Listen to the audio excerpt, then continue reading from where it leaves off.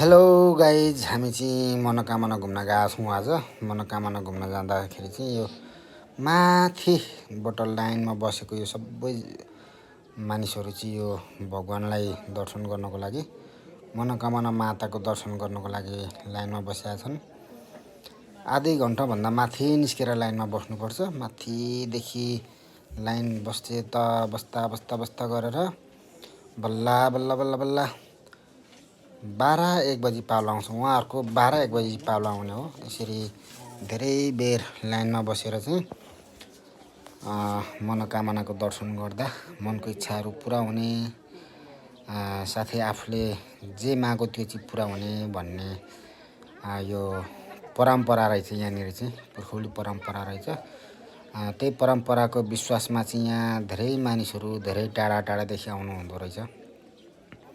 आज हामी पनि यहाँ मनोकामना दर्शन गर्न आछौँ र हामी पनि लाइनमा बसिरहेछौँ।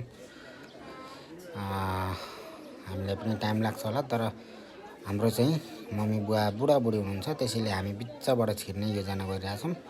एउटा साथीलाई त्यहाँ लाइनमा बसिराख्नु तपाईँ पनि, हामी पनि यहीँबाट छिर्छौँ है भनेर चाहिँ अघि नै हामीले भनिसकेका छौँ।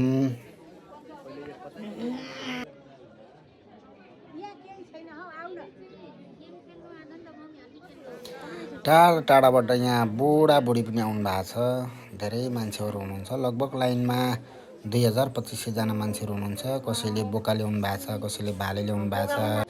यहाँ आएर चाहिँ केही वर मागेपछि, आफ्नो मनोकामना इच्छा भए पश्चात चाहिँ यहाँनिर के मागेको छ त्यसको इच्छा पुरा भएपछि यहाँ बोका चढाउने कि भाले चढाउने म तपाईँलाई यसरी दिन्छु मनोकामना, माता मेरो इच्छा पुरा होस् भनेर चाहिँ माग्नु पर्दो रहेछ। त्यस पछाडि उहाँहरूले पुरा गरिदिनुहुन्छ अरे भन्ने यहाँको पुर्खौली भनाइ छ।